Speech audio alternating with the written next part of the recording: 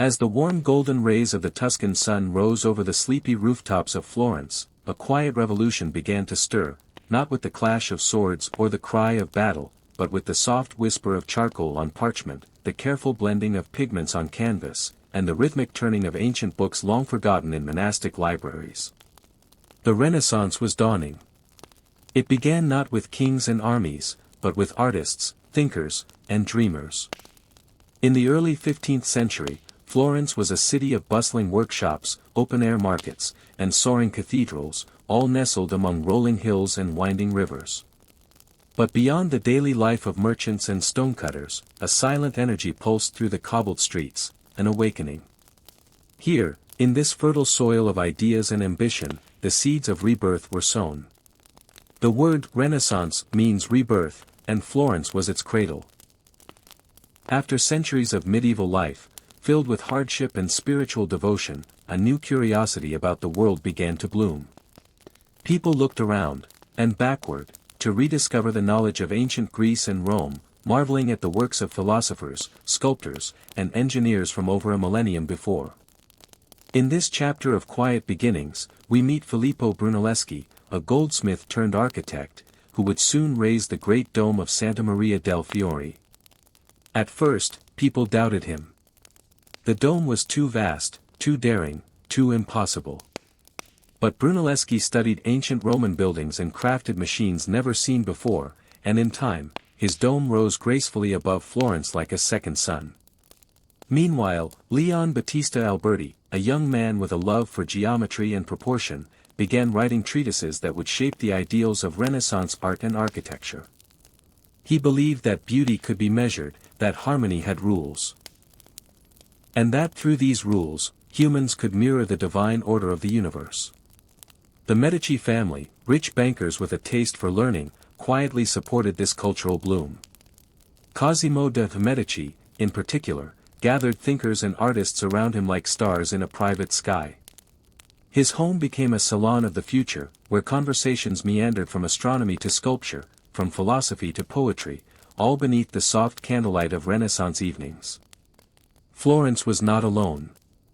Elsewhere in Italy, in places like Venice and Milan, the same hush of new ideas stirred.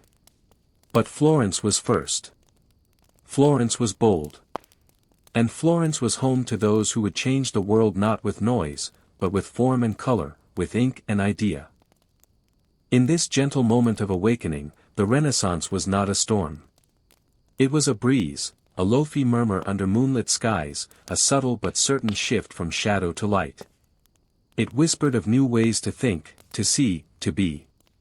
It told those who listened that humanity had more to learn, and more to create.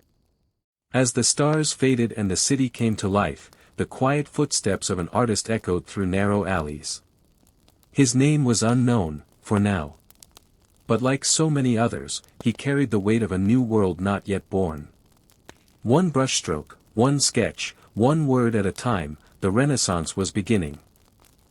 In the quiet elegance of 15th-century Florence, beneath high arched ceilings and behind the thick velvet curtains of private chambers, decisions were made that would shape the world, not through war or conquest, but through quiet encouragement and careful support. At the center of this delicate web was the Medici family. They were bankers, yes, but more than that, they were visionaries. The Medici believed that beauty had value, that art could reflect the divine, and that nurturing talent was a gift not only to the artist but to the city itself. And so, with soft-spoken patronage and quiet influence, they became the beating heart of the Renaissance. Cosimo de' Medici, the patriarch, was a man of gentle power. He dressed modestly, walked the streets without a show of wealth, and yet, everyone knew his name. Behind the doors of the Medici palace, he welcomed thinkers, architects, and sculptors not as servants, but as equals. His library grew vast, filled with ancient manuscripts from distant lands, books written in Greek and Latin, dusty with age, yet brimming with forgotten wisdom. Cosimo didn't demand. He encouraged. He didn't command. He listened. One of those he supported was Marsilio Ficino, a philosopher and translator who would bring Plato's ideas back into the light after centuries in the dark. Ficino's work didn't roar, it whispered. He believed that love, beauty, and harmony were all reflections of a higher truth. Sitting at candlelit desks, scribes copied his ideas by hand, sending ripples of thought through Italy and beyond. In another chamber, young artists gathered, painters with pigment-stained fingers, sculptors with hands calloused by marble. The Medici offered them something rare: time, space, and support. With no need to rush or worry, they could focus on mastery. Among them was a young sculptor named Donatello. Under Medici patronage, he carved David, not as a grand king or warrior, but as a thoughtful, almost fragile boy, his head bowed, his body relaxed. It was a quiet revolution. In Donatello's hands, marble became flesh. Stone became soul. The Medici also supported Fra Angelico, a humble monk who painted with heavenly light. His frescoes were not loud or dramatic, but soft, glowing with grace. His angels did not command attention, they invited contemplation. In those days, music also filled the corridors of Florentine churches and palaces. Composers like Guillaume Dufay crafted harmonies that gently cradled the soul. These melodies, played on lutes and softly blown flutes, drifted through the air like a lullaby for a waking world. Outside, the city continued its daily rhythm, vendors calling softly in the market, the gentle tapping of a mason's chisel, the low murmur of scholars in quiet debate. But within the walls of Medici homes, ideas were nurtured with care, like delicate flowers in a secret garden. Their influence stretched beyond Florence. Other noble families began to see the value in supporting artists and thinkers. Patronage became a quiet race, not for glory, but for inspiration. And in this subtle competition, human creativity flourished. Yet the Medici's true power lay not in their gold, but in their belief that beauty matters, that knowledge is sacred, and that to support creation is itself an art. They did not build empires. They built cathedrals, libraries, and dreams. And so, beneath the soft glow of oil lamps and the cool shade of frescoed halls, the Renaissance bloomed, not with fire, but with warmth. Not with noise, but with melody.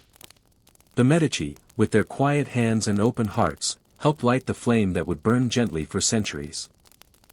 As Florence stretched into the golden light of a new century, the air grew rich with the hum of rediscovery. Not of treasure or distant lands, but of ancient words, forgotten texts resting in monasteries, buried beneath centuries of dust and silence. It was as though a voice from the past had begun to speak again, gently, inviting the thinkers of the Renaissance to listen. This was the revival of classical wisdom. In quiet study halls, cloaked in candlelight, scholars turned worn pages of works written by Plato, Aristotle, Cicero, and Seneca. These names had once echoed through the marble halls of ancient Rome and Athens. Now, they were whispered again in the soft lilt of Latin by humanists in Florence, Venice, and beyond. The movement was led by people not of war, but of the pen. One of the most important voices among them was Petrarch, often called the father of humanism. Though he had passed before the height of the Renaissance, his gentle longing for knowledge lingered in every corner of this intellectual reawakening. Petrarch believed that the writings of the ancients weren't just historical, they were alive. They offered wisdom about the soul, about virtue, about love and longing. As his ideas spread, so too did a new belief, that human beings could understand themselves and their world not only through faith, but also through reason, observation, and beauty. The Renaissance was not about turning away from the divine, but about embracing the full potential of the human spirit. In monasteries, monks who once copied religious texts alone began transcribing Greek philosophy. Manuscripts traveled along dusty roads, packed into carts, carried across mountain passes. These fragile relics of ancient minds found new homes in the libraries of Italy. One of the great names in this revival was Leonardo Bruni, who translated Plato and Aristotle with care, ensuring the meanings held true in a world so different from their own. He was not only a translator but a voice of civic humanism, believing that knowledge should serve the city and elevate its people. Another was Poggio Bracciolini, a scribe turned explorer, not of lands, but of libraries. He traveled through Europe, seeking out forgotten books in monastic collections, pulling them back into the light of day. Thanks to him, texts like Lucretius's On the Nature of Things found their way into Renaissance hands. These books didn't shout, they whispered, gently nudging the world forward. This quiet flood of knowledge influenced not only philosophy, but art and science as well. Artists began to understand perspective, proportion, and anatomy, not just through practice, but through study. Architects reimagined Roman structures. Writers composed in elegant Latin, reviving rhetorical grace. Classical stories, once myth, were now mirrors. Artists painted Venus rising from the sea, not as a distant goddess, but as a symbol of human beauty and longing. Sculptors carved Apollo, not to worship him, but to celebrate the form of man himself, divine in his own way. This revival was not loud or swift. It was gentle, patient, like ink flowing across parchment. The thinkers of the Renaissance moved carefully, reading, reflecting, writing in the silence of early mornings and lamplit nights. They did not seek to replace the past, but to reunite with it, to blend the wisdom of ancients with the faith of the present. It was a harmony, soft and profound, that became the very soul of the Renaissance. So, in the stillness of Florentine libraries, amid the scent of leather bindings and old ink, the voices of Socrates, Virgil, and Plutarch found new listeners. The world was waking up, not in noise, but in thought. And it would never be the same again. As the quiet hum of learning filled the air in Florence, another kind of awakening began to bloom, this time on the walls of chapels, in the glow of wet fresco, and in the eyes of painted figures who seemed to breathe with life. The Renaissance was finding its voice not only in books and scrolls, but in brushstrokes. At the center of this artistic dawn stood a young painter named Masaccio, a name that, in the gentle language of Tuscany, meant messy Tom, for he cared little for appearances. But within his hands lay a gift that would change the course of Western art forever. Before Masaccio, painting was beautiful but flat, saints stood against golden backgrounds, rigid and expressionless. They were symbols, not souls. Masaccio's work was different. His saints stood in space, cast in soft light, grounded by shadow. His figures were not just seen, they were felt. One of his earliest masterpieces, the Holy Trinity, rests quietly within the Church of Santa Maria Novella in Florence. At first glance, it seems simple, a depiction of God, Christ, and the Holy Spirit, flanked by Mary and John. But then, softly, something stirs. The arch above them recedes into the wall. The figures have weight. The space feels real. Masaccio had used the science of linear perspective, recently studied and refined by Brunelleschi, to create an illusion of depth so subtle, so gentle, it was almost like magic. Viewers, accustomed to the gold-leaf worlds of Gothic painting, were awestruck. For the first time, they stood before a holy scene and felt themselves within it. The divine became intimate. But perhaps his most profound work lies in the Brancacci Chapel, where the stories of St. Peter unfold in a series of quiet, emotional moments. In the tribute money, Masaccio paints Christ and his disciples beneath a soft, hazy sky. The landscape stretches behind them. The shadows fall naturally. The figures gesture and speak, not as icons, but as men.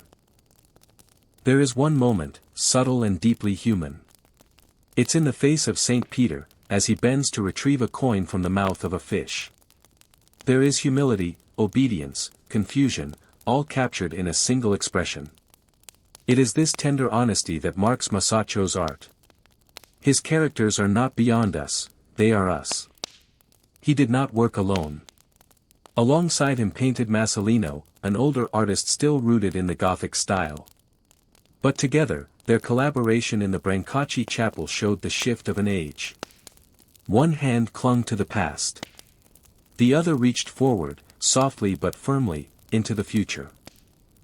Masaccio died young, just 27. His time was brief, like a candle flickering in the wind. But the warmth he left behind burned quietly in the hands of those who followed.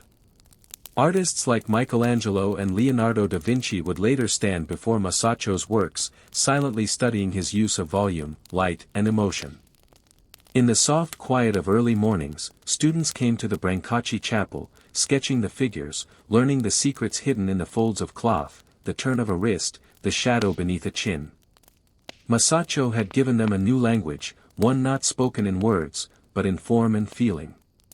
Through his brush, the Renaissance found its heartbeat, not loud, but steady. Not grand, but grounded. It was a whisper of truth, painted softly onto plaster and wall, telling those who looked closely, beauty is not in perfection, but in presence. Art is not distant, but near. Sacred, and still, profoundly human.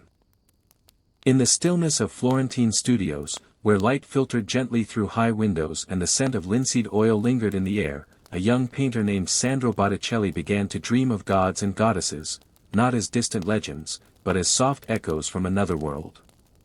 His art would become the quiet bridge between the human and the divine, between myth and reality, between the Renaissance and the ancient past it so dearly loved. Botticelli's brush did not roar like later masters.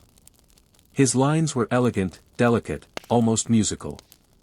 Where others carved weight and strength, Botticelli wove poetry onto canvas. He painted the Renaissance not in bold declarations, but in soft sighs. His most famous work, The Birth of Venus, is more than a mythological scene, it is a lullaby of beauty. Upon a calm sea, Venus floats on a scallop shell, her hair flowing like the tide. The wind gods, Zephyrus and Aura, hover beside her, wrapped in a gentle breeze. On the shore waits spring, ready to cloak the goddess in a robe scattered with flowers. The painting is not loud. Its power lies in its stillness. There is no battle, no grand architecture, just grace, and movement like a whisper. It feels like something remembered from a dream. This was Botticelli's gift. He painted the human form with a softness rarely seen.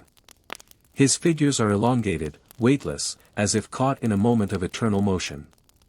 In Primavera, another of his masterpieces, Venus again stands serenely in an enchanted forest. Around her dance the three graces, light as petals, while Mercury brushes clouds away with his staff.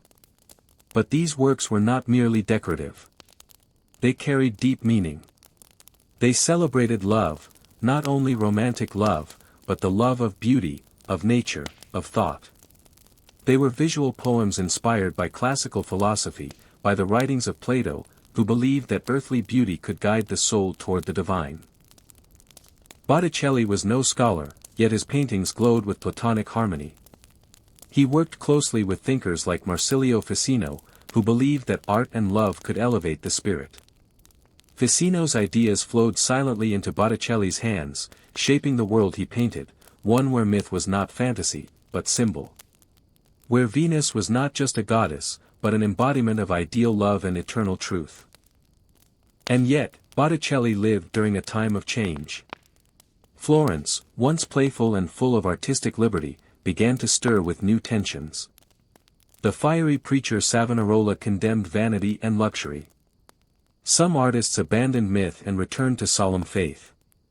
For a time, Botticelli too turned inward, painting religious scenes with a darker tone, still beautiful, but quieter, more restrained. But his visions of myth endured. Though not fully appreciated in his own lifetime, Botticelli's art would whisper across centuries. His Venus would continue to gaze toward the shore, her arrival echoing softly in the minds of those who stood before her. He never chased fame. He never built empires. But with a gentle hand and a heart tuned to beauty, Botticelli painted the dreams of the Renaissance into life.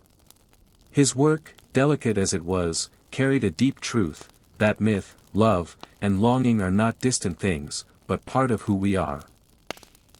And so, under the moonlight of Florentine evenings, where the breeze rustles the olive trees and the Arno flows quietly beneath its bridges, the spirit of Botticelli lives on. A painter of peace, of memory, of grace. A master of soft tones, both on the canvas, and in the soul. In the gentle hills of Vinci, a small village tucked among olive groves and soft winds, a boy was born in 1452. His name was Leonardo, and from his earliest moments, he saw the world not with ordinary eyes, but with wonder, quiet, insatiable wonder. As he grew, his gaze lingered on the way birds turned in the sky, on how water curved as it poured from a jug, on the play of light across a leaf. Leonardo da Vinci would become one of the most celebrated minds of the Renaissance. Yet his story was not one of glory alone. It was a journey of gentle observation, of silent sketches, of soft questions whispered into the fabric of nature. He was not born into wealth or nobility. He had no formal education in Latin or Greek. But his mind was a mirror, and whatever it reflected, it captured in detail. By the time he was a young man, he was taken to Florence, where he studied under Andrea del Verrocchio, a master sculptor and painter. There, Leonardo learned not only technique but patience. How to mix pigments slowly, how to wait for the right light, how to see the soul in a gesture. And yet, painting was only one of his many passions. Leonardo's notebooks, kept secretly and written in mirrored script, reveal a mind that never rested. They contain studies of human anatomy, tendons, muscles, the chambers of the heart, all drawn with astonishing accuracy. He studied how the human body moved, not just as a machine, but as a living poem. He sketched machines, too, quiet dreams of flying wings, gear-driven vehicles, and bridges that could fold like fans. Many of these inventions would never be built in his lifetime. He did not rush to publish. He did not clamor for recognition. He was content to wonder. His art, when he created it, held that same stillness, that same reverence for life. In the Last Supper, he does not show a chaotic feast or a holy miracle. He shows a quiet tension, 12 men reacting to Christ's final words, each with their own expression, their own story. The room is sparse. The light is natural. The moment feels real, like something you could step into if you closed your eyes. But perhaps the most whispered painting of all is the Mona Lisa. Her face, gentle and composed, carries a mystery that has echoed through the ages. She does not speak. She simply is. Leonardo captured not just her likeness, but her spirit. Her gaze follows softly, her smile hovers like a thought half-formed. Leonardo's genius was never loud.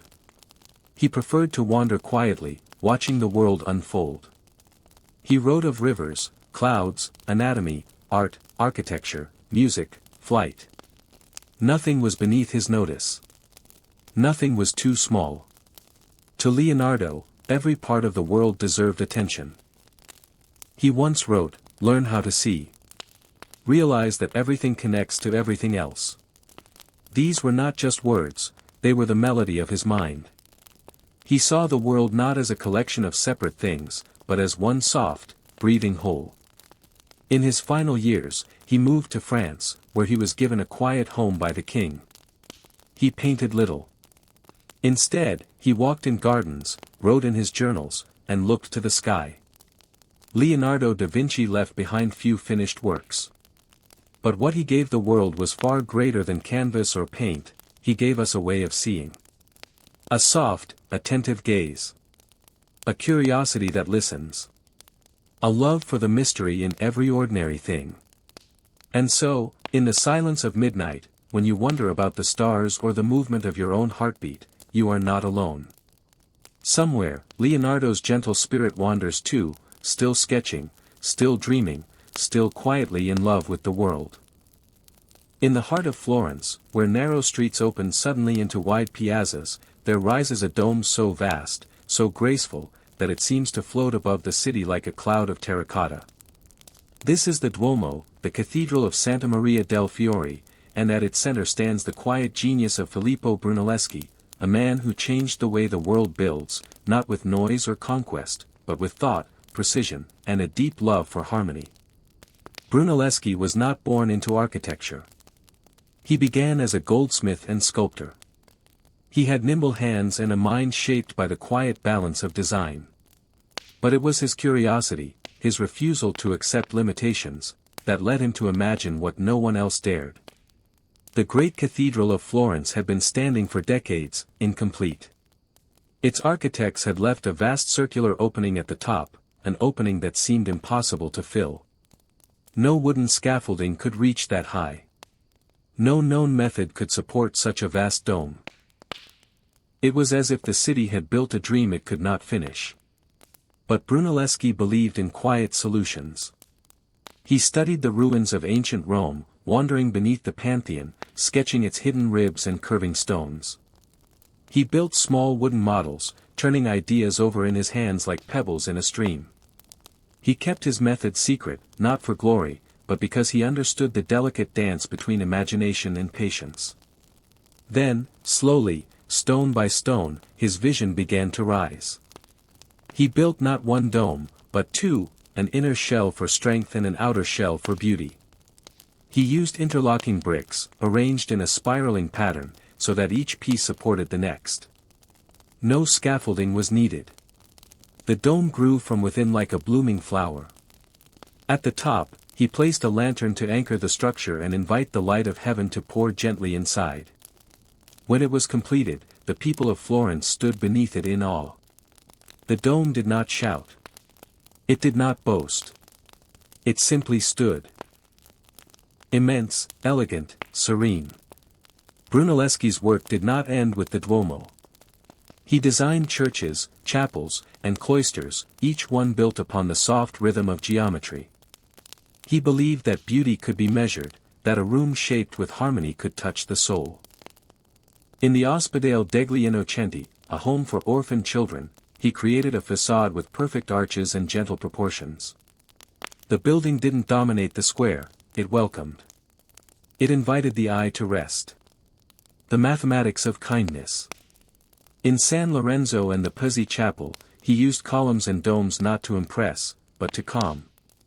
The spaces felt open and breathable, shaped not by ego, but by grace. Brunelleschi never wrote books. He left no grand theories. But every line he drew carried a quiet intention, to bring peace through design, to echo the order of the universe in brick and stone. He was a man of silence, often misunderstood, occasionally mocked. But he was also deeply trusted. Even those who did not fully grasp his vision felt its quiet strength. They saw that his buildings did not merely shelter, they soothed. In the centuries since, countless architects have studied his methods. Yet it is not just the techniques they seek, but the stillness, the clarity, the softness of his forms. To walk beneath Brunelleschi's dome is to stand in the heart of the Renaissance itself, not loud or boastful, but vast and centered, lifted toward the sky by hands that understood both earth and heaven. In this geometry of silence, the Renaissance found a home. As the cathedrals rose and frescoes bloomed across stone walls, another quiet force moved through the Renaissance, not built of stone or color, but of thought. It moved softly, like a candle in the dark, casting a warm and steady glow over the minds of those who sought to understand not just the divine, but themselves. This was humanism, a philosophy not loud or radical, but deeply gentle. It taught that human life had value, that reason and learning were sacred, and that through the study of art, literature, and history, one could grow not only wiser, but more whole.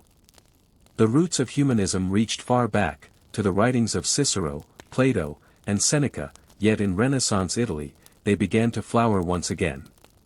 Scholars pored over ancient texts, copying them by hand, translating them carefully, sharing them with others in the hush of libraries and shaded courtyards. One such scholar was Coluccio Salutati, the Chancellor of Florence, who believed that eloquence and civic responsibility went hand in hand. Under his guidance, Florence became not just a political center, but an intellectual one. He supported libraries, welcomed thinkers, and taught that words, softly spoken, could change the world. From his circle came others. Leonardo Bruni, his student, wrote histories not as dry lists of kings, but as stories of people, living, striving, feeling. He believed that to understand the past was to understand the self. And then came Poggio Bracciolini, who wandered far from Florence to monasteries in Switzerland and Germany, searching for forgotten books. In the still air of ancient scriptoria, he uncovered works of Lucretius, Quintilian, and others long buried by time. He didn't announce his discoveries with fanfare. He brought them back gently, like treasures cradled in silence. Humanism was not a rejection of religion. It was a harmonization. A belief that faith and reason could walk side by side. That the world was not a fallen place to flee from, but a beautiful mystery to be explored. It taught that humans, made in the image of the divine, carried within them the capacity for greatness, for beauty, for virtue. In classrooms and town squares, young students learned to speak with grace and to write with clarity. They read not only theology, but poetry, drama, ethics, and history. They discussed what it meant to be good, to be just, to live with purpose. And the arts responded. Painters began to show emotion, gesture, relationship. Writers began to shape characters who felt real, who doubted, who hoped, who loved. Architects designed buildings not only to reflect the heavens, but to shelter the human soul. Even the very act of learning was changed. Education became an art of formation, not just of the mind, but of the heart. A humanist education was not loud, not rigid. It was gentle, shaped by conversation, example, and reflection.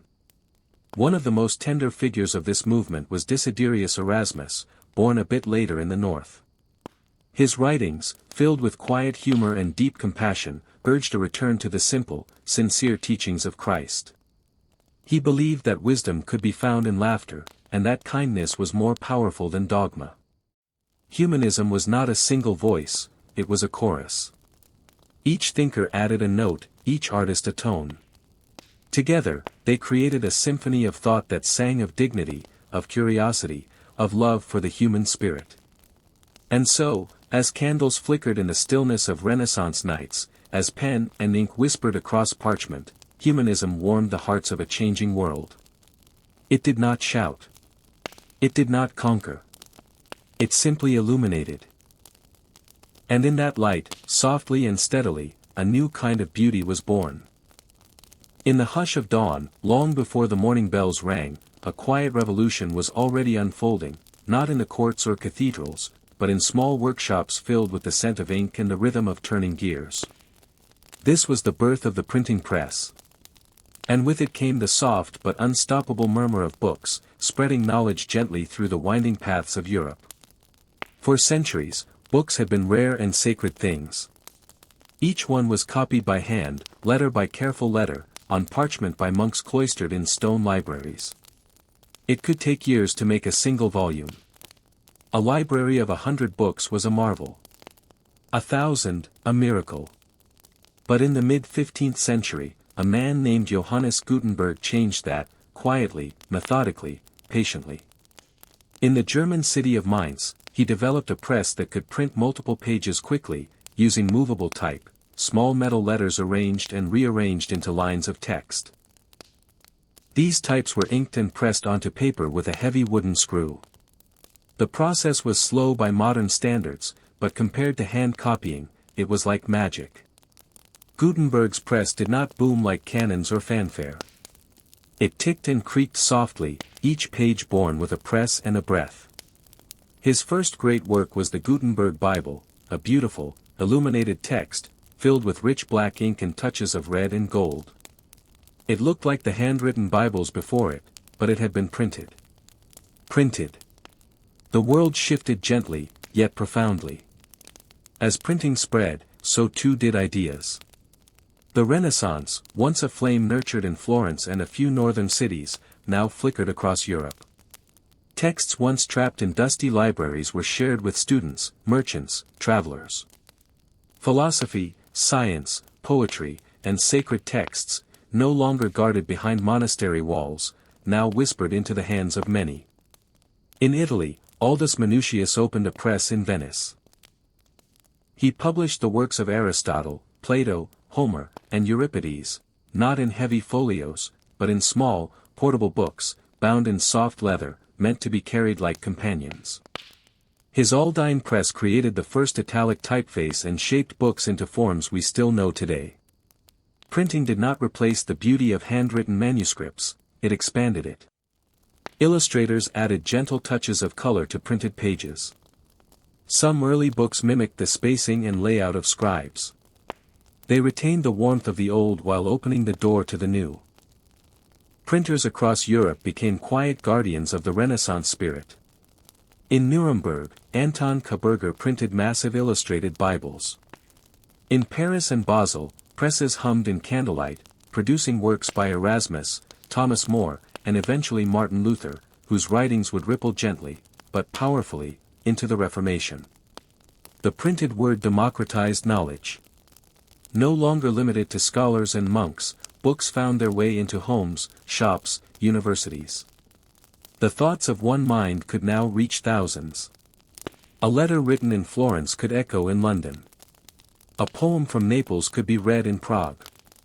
And though the machines clacked and turned, the true revolution was one of stillness, of quiet rooms where people read alone, by firelight or sunbeam, pausing to reflect. For the first time in history, so many could hold wisdom in their hands. Could reread a line. Could underline a passage. Could return to a favorite page as one might return to a favorite thought. It was not noise that carried the Renaissance forward. It was the hush of bookshelves. The whisper of turning pages. The soft sound of ink drying on paper. And as presses continued their work into the night, the soul of the Renaissance spread far and wide, one page, one thought, one quiet reader at a time. In the early morning hush of Rome, where marble glows golden beneath the rising sun and fountains murmur in courtyards, there once walked a young painter whose every brushstroke seemed to carry grace. His name was Raphael, and his art whispered of balance, beauty, and the gentle harmony that lived quietly within the soul of the Renaissance. Born in Urbino in 1483, Raphael was surrounded by softness from the very beginning. His father was a court painter and poet, and the young boy was raised among artists and thinkers, music and light. He absorbed the world like a sponge, not in grand declarations, but in the way a child learns a lullaby, gently and completely. By the time he arrived in Florence, Raphael had already begun to paint with extraordinary skill. But Florence, home to Leonardo and Michelangelo, shaped him further. He watched, listened, studied. Where Leonardo offered subtle mystery and Michelangelo bold drama, Raphael found his voice in harmony. His Madonnas, tender depictions of the Virgin Mary and the infant Christ, are perhaps the most quiet and beloved of his works. In them, Mary is not distant or grand. She is serene. Softly smiling. Her gaze lowered, her hands gently curved. In the Sistine Madonna, her eyes meet ours with a calm that lingers long after we look away. But Raphael's masterpiece was not on canvas, it was painted on walls. When he was invited to Rome by Pope Julius II, he was asked to decorate the papal apartments. In a quiet chamber now known as the Stanze di Raffaello, Raphael created a series of frescoes that would come to embody the very spirit of Renaissance humanism. The most famous of these is the School of Athens. Step into that scene with your eyes closed, and you'll find yourself in a grand hall bathed in soft light. At its center stand Plato and Aristotle, deep in conversation. Around them, the greatest minds of antiquity gather. Euclid drawing in the dust, Pythagoras pondering a tablet, Diogenes lounging on the steps, all caught in the quiet poetry of thought. The fresco is more than a painting, it is a gathering of souls. Each figure is real, yet idealized. Each pose, each expression, speaks softly of the pursuit of knowledge and the beauty of reason. Raphael filled the painting with balance and calm. Even the architecture, inspired by classical forms, arches upward like a breath held in harmony. Though many admire the work for its technical skill, its true magic lies in its mood. It is a still moment, frozen in eternity, where all the greatest thinkers meet, not in argument, but in peaceful reflection. It is a vision of human intellect at peace with itself. Throughout his short life, Raphael painted many faces. portraits of cardinals and courtiers, of poets and noblewomen. In each, he found not just likeness, but personality. His subjects appear as they might in quiet thought, gazing not outward, but inward. And then, as quietly as he lived, Raphael passed away at the age of 37. His death was sudden, and Rome mourned him with a stillness that matched the tone of his work. He was buried in the Pantheon, beneath an inscription that simply reads, "Here lies Raphael, by whom nature feared to be outdone while he lived, and when he died, feared she too would die." Raphael's legacy is not one of loud genius or stormy ambition. It is one of gentle excellence. Of color laid tenderly upon plaster, of faces filled with quiet dignity, of beauty balanced so perfectly that it seems almost to hum. In his art, the Renaissance reached a perfect chord, not dissonant, not proud, but soft, graceful, and whole. Beneath the vaulted skies of Florence and the eternal light of Rome, there walked a man who listened not to crowds, but to marble. His name was Michelangelo Buonarroti, and while the world often remembers him as bold and fierce, his truest conversations were held in silence, with stone, with paint, with the soul. Born in 1475 in Caprese, Tuscany, Michelangelo was drawn not to play, but to sketching, observing, and carving. As a young apprentice in Florence, he studied classical sculptures, his hands moving slowly across their forms as if learning the language of muscle and grace. He believed that every block of marble held a figure inside it, waiting, quietly, to be freed. His first masterpieces already bore that gentle power. In his Pieta, carved when he was only in his early 20s, the Virgin Mary holds the body of Christ with a sorrow too deep for words. The folds of her robe cascade softly, like ripples in water. Christ rests peacefully in her lap, his limbs graceful, his face serene. The entire sculpture whispers of loss and tenderness, not agony. It is not just the technical skill that stirs the soul, it is the silence within the work. The stillness. The love carved into every curve. But Michelangelo's most iconic work would rise higher than anyone could have imagined. Summoned to Rome by Pope Julius II, Michelangelo was tasked, reluctantly, with painting the ceiling of the Sistine Chapel. He was a sculptor, not a painter, and yet, after long days of solitude, suspended beneath the curved vault, he created something truly divine. The frescoes flow from the first moment of creation to the stories of Noah and humanity. Figures stretch and recline, reaching through space with quiet majesty. At the center, in the creation of Adam, God extends his hand toward Adam, their fingers almost touching. The space between them, empty, electric, is filled with the silent birth of life itself. There is no thunder. No grand announcement. Just a gesture, captured mid-air, soft as breath. Michelangelo painted alone for years. He battled physical pain, emotional fatigue, and creative doubt. And yet, with every brushstroke, he poured his soul into the ceiling. It was not about glory. It was about truth. Later, he returned to stone. And in his sculpture of David, he captured not the battle, but the moment before. David stands calm, one hand holding the sling, his eyes focused, his brow just slightly furrowed. The tension is quiet, like a deep breath before action. Throughout his life, Michelangelo wrote poetry, often in solitude. In his sonnets, we find a man searching for meaning, for beauty, for peace. He speaks of the divine not in loud sermons, but in whispers, in form, in line, in shadow. In his final years, he turned again to sculpture, carving his Rondinini Pieta, an unfinished work where Christ leans forward, frail and thin, into the arms of Mary. The stone is rough, the forms nearly ghost-like, but there is honesty there. A softness of surrender. A farewell carved in marble.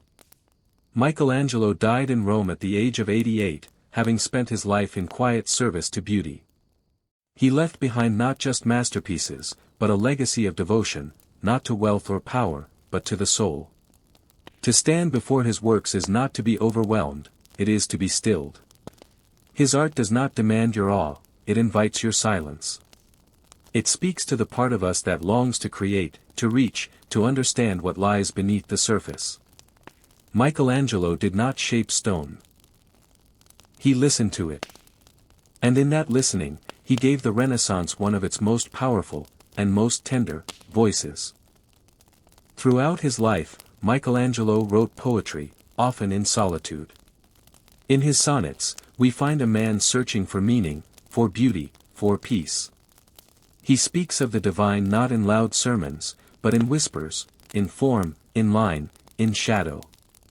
In his final years, he turned again to sculpture, carving his Rondinini Pietà, an unfinished work where Christ leans forward, frail and thin, into the arms of Mary.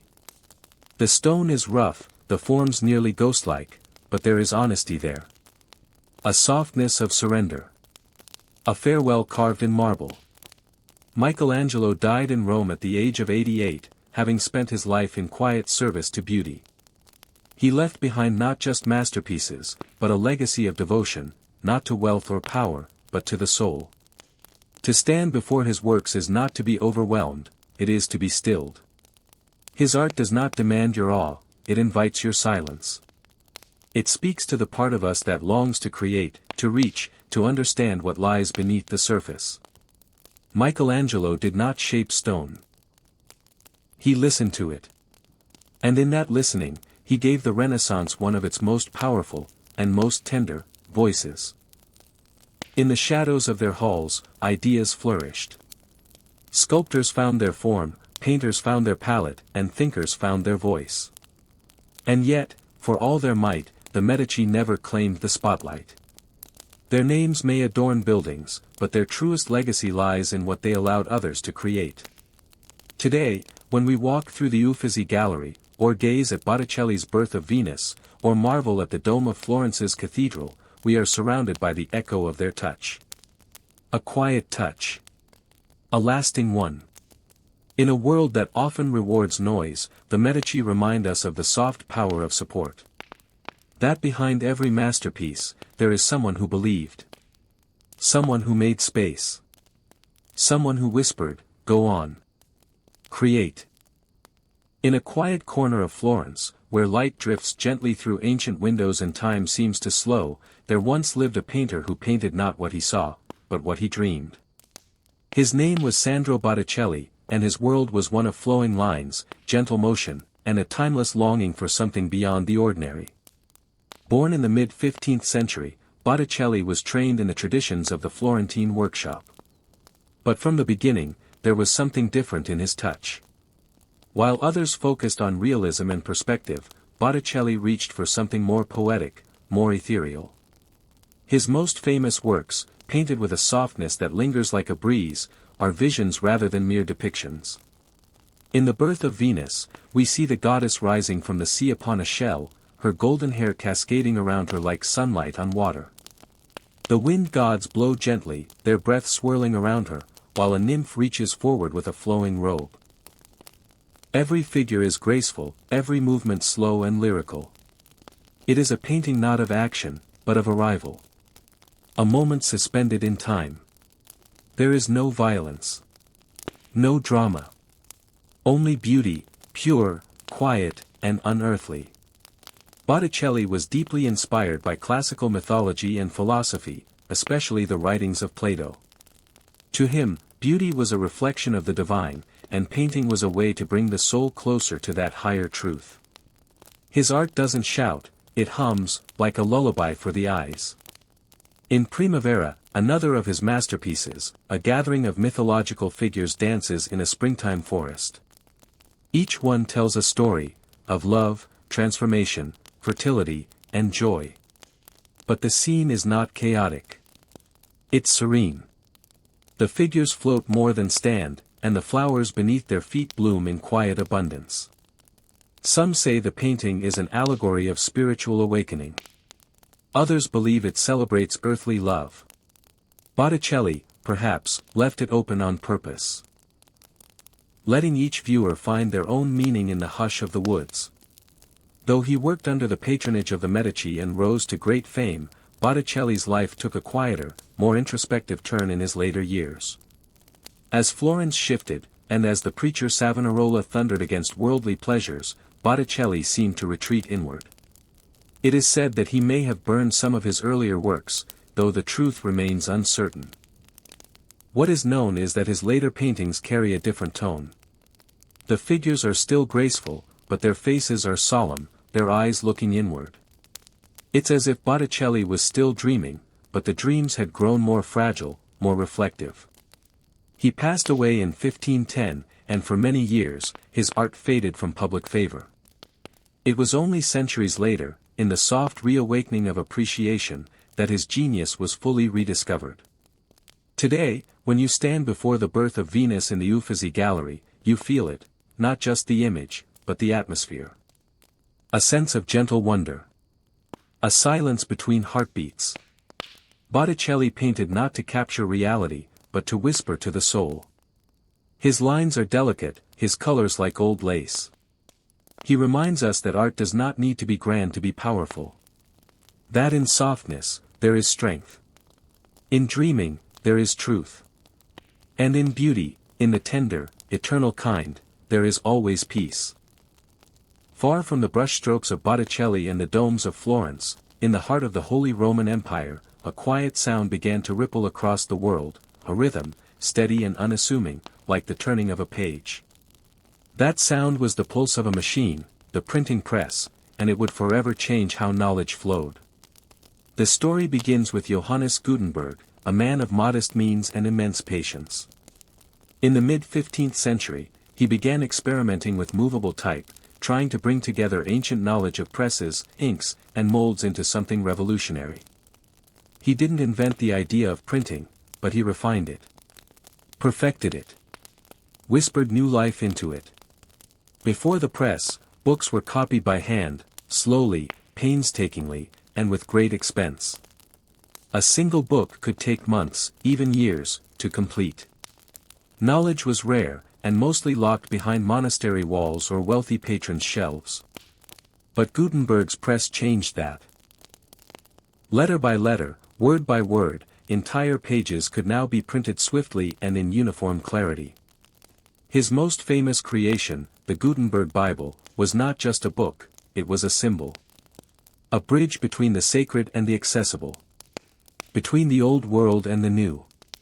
And like ink soaking into parchment, the idea spread. Across Europe, presses began to hum in quiet corners of cities. In Venice, Paris, Nuremberg, and London, printers worked by candlelight, surrounded by wooden letters, pots of thick black ink, and the soft rustle of paper. Books became more affordable. Ideas began to travel. And with them came change, not through war, but through words. In the Renaissance, this mattered more than ever. Ancient texts that had been lost or forgotten were now being rediscovered, translated, and printed. The writings of Plato, Aristotle, and Cicero reached new audiences. The poetic musings of Dante, Petrarch, and Boccaccio were passed from hand to hand, read aloud in quiet rooms and sunlit gardens. The printing press also nourished science. Copernicus, Galileo, and Kepler found their observations recorded, their diagrams reproduced, their theories whispered through cities. For the first time, knowledge could be compared, challenged, shared, and remembered. In Florence, Leonardo's sketches could be studied. In Mainz, theological arguments found new strength. And in the low hum of a press shop, you could hear the soft rebellion of literacy. Books taught people how to think, how to question, how to dream. But the press was not just for scholars. It also brought stories to everyday people. Fables, romances, herbals, calendars, and quiet almanacs filled shelves and markets. A woman in Venice could now read a poem by moonlight. A boy in Antwerp could study a map of lands he'd never seen. A monk in Prague could hold a dozen sermons in his hands. There was something profoundly democratic about it. The printing press did not raise its voice, it opened doors. It did not command, it invited. It is easy to forget, in our age of glowing screens and instant knowledge, how sacred a book once was. How turning a page could feel like opening a window into another world. How the smell of fresh ink and pressed paper once carried the breath of revolution. But the Renaissance remembered. And so, the quiet click of movable type joined the chorus of human creativity. Not with shouts, but with sighs. With patience. With purpose. The printing press did not sculpt marble or paint frescoes. It did not compose symphonies or raise cathedrals. But it gave each of those voices a way to endure. It gave beauty a page to live on. It gave memory a home. In the heart of the Renaissance, as painters brushed delicate beauty onto canvas and scholars penned thoughts in candlelight, another form of expression quietly unfolded: music. It drifted through churches, spilled from balconies, and echoed in courts, filling the age with melody, depth, and gentle emotion. Unlike the bold chords of later eras, Renaissance music was subtle. It moved like a slow stream, layering voices and instruments in a delicate web of sound. Every note was carefully placed, every silence meaningful. And in those harmonies, people found peace, contemplation, and wonder. At the center of this musical awakening was polyphony, a technique where multiple melodies are sung or played at the same time, each one weaving in and out of the others like threads in a tapestry. It created a sensation not of competition, but of unity. Different voices, each with their own path, coming together to form something greater. One of the most serene masters of this art was Josquin des Prez. His music does not shout, it drifts. His masses and motets are like whispered prayers, their beauty resting gently in the soul. His melodies rise and fall like breathing, and his harmonies seem to glow from within. To hear Josquin's music is to walk through an ancient cloister at dusk, the world hushed and holy. Another name softly resonating in the halls of time is Giovanni Pierluigi da Palestrina. His compositions, especially his sacred works, brought clarity and grace to complex harmonies. He followed the spirit of the Council of Trent, crafting music that uplifted without overwhelming. His Mass for Pope Marcellus remains a timeless example of purity in sound, sacred music that floats like incense. But music was not only found in churches. In the quiet parlors of noble homes, lutes, viols, and recorders played sweet tunes under flickering candlelight.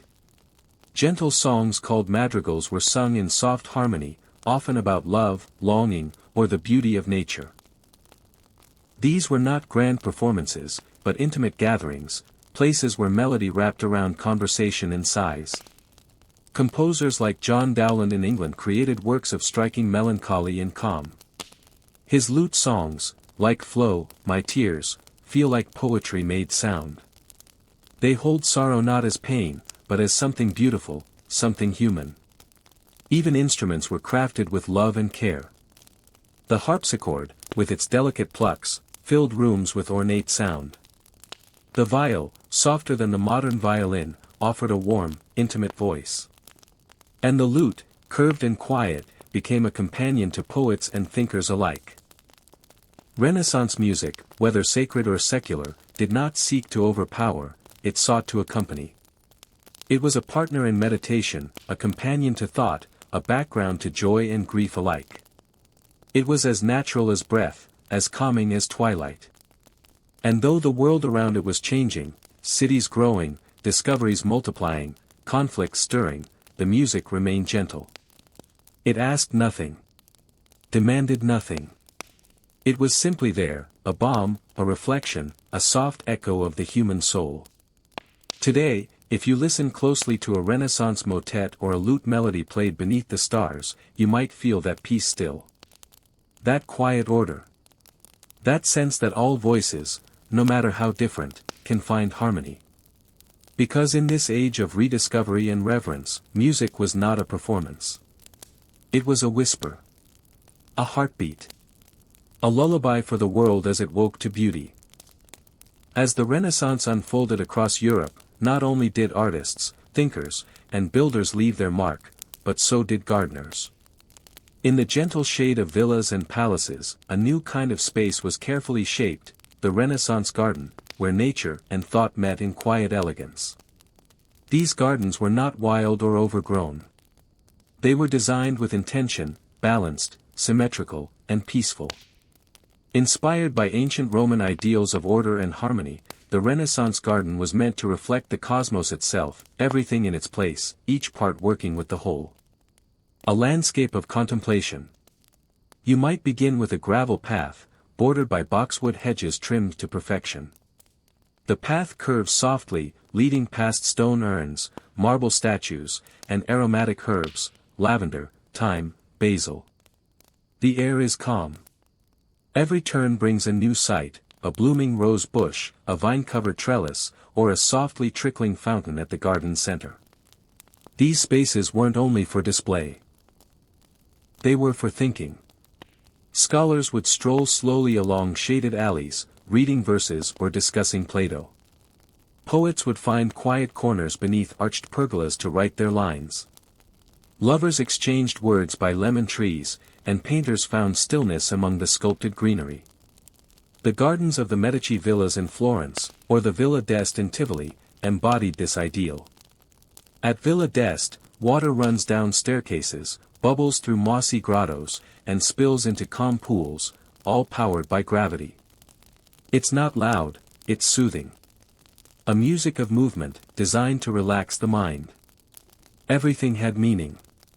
The four-part design of many gardens mirrored the four classical elements: earth, water, air, and fire. Geometry ruled the layout, drawing the eye to balance and perspective. Statues often represented mythological figures, reminders of human virtues or stories of beauty and transformation.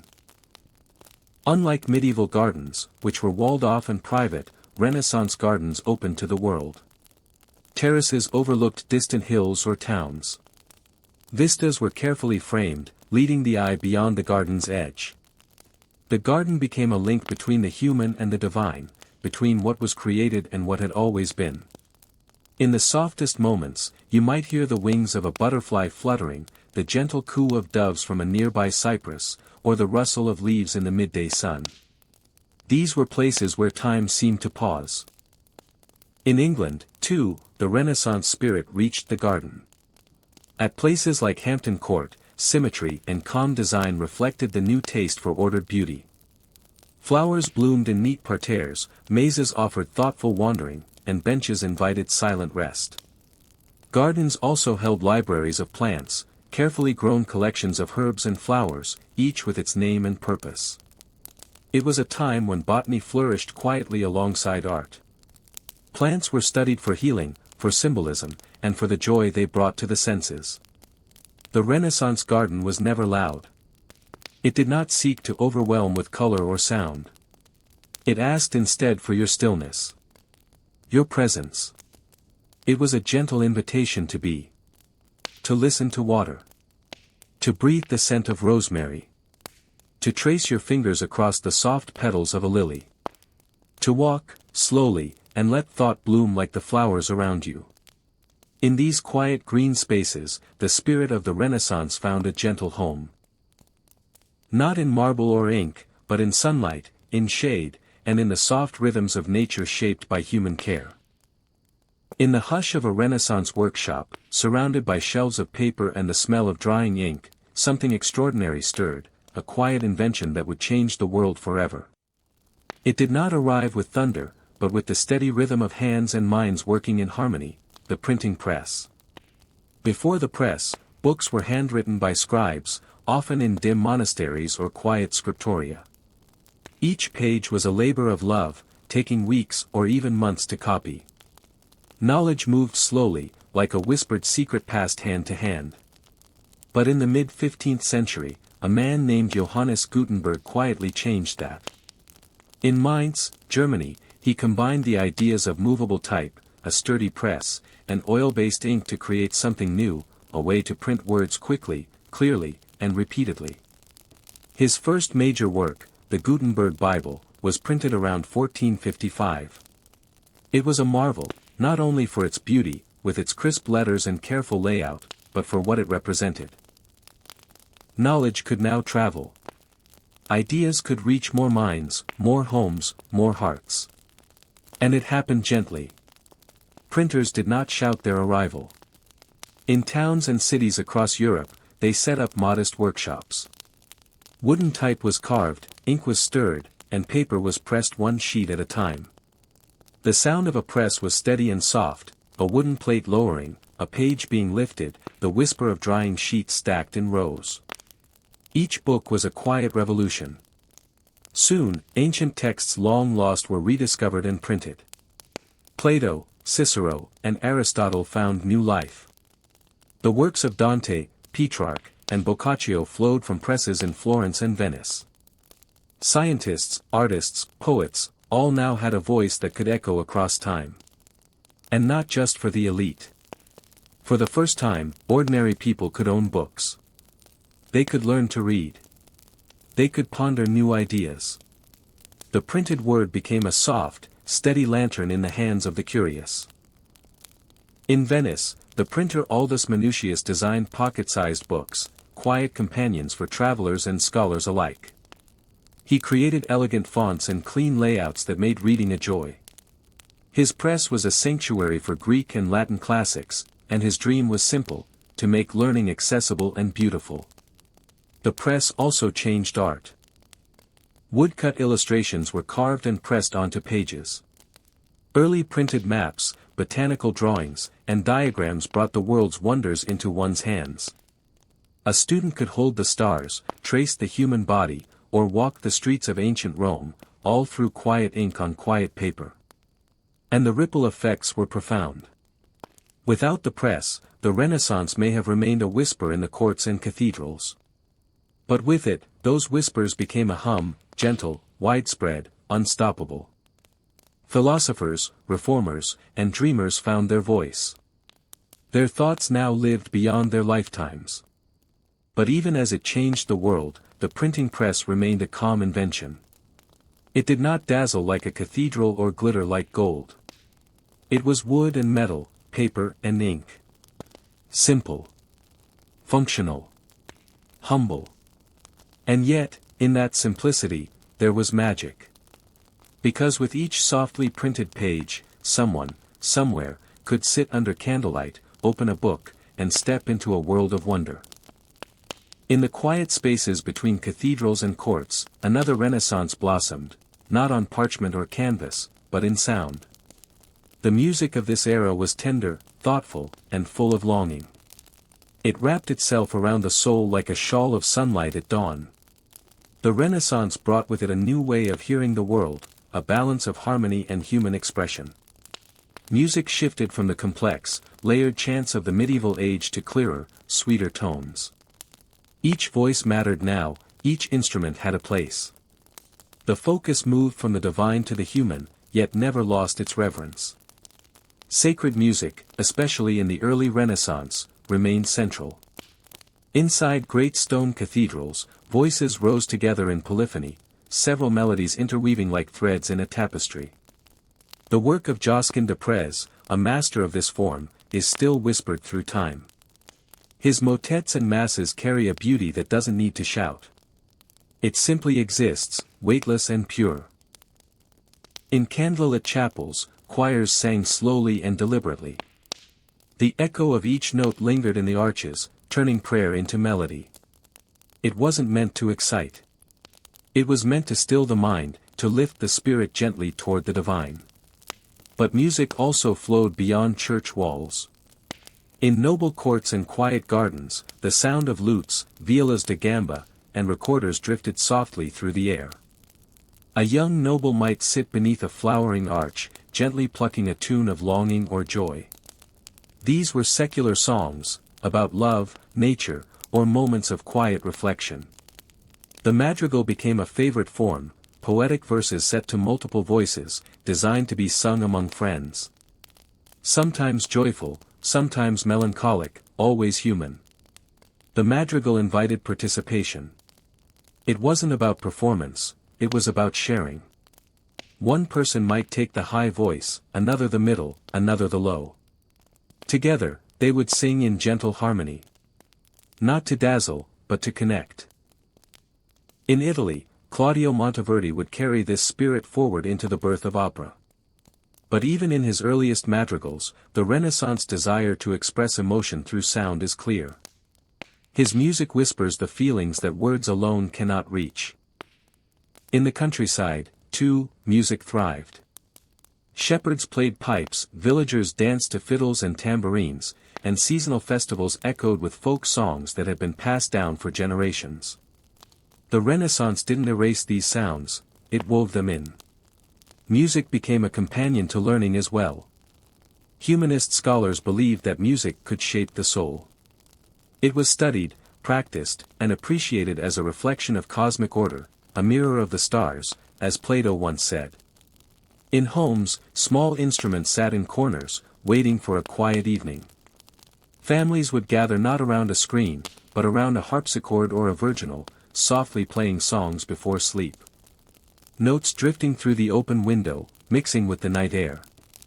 And above it all, the idea that music, like painting, like poetry, could bring peace. It didn't need an audience. It needed only a listener. The Renaissance taught us to hear differently. To pause. To notice. To let the spaces between notes speak just as loudly as the notes themselves. While the Renaissance gave us grand cathedrals, breathtaking art, and revolutionary ideas, it also lived in the gentle rhythms of daily life. For many, the Renaissance was not a sudden awakening, but a quiet evolution, unfolding softly across cobbled streets and quiet fields. Imagine, if you will, the early morning hush of a small Tuscan village. The sky is still painted in sleepy purples and soft grays.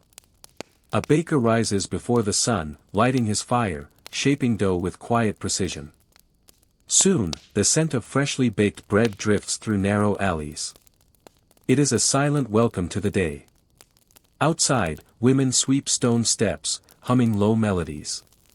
Children begin their chores, feeding chickens or gathering water from the town well.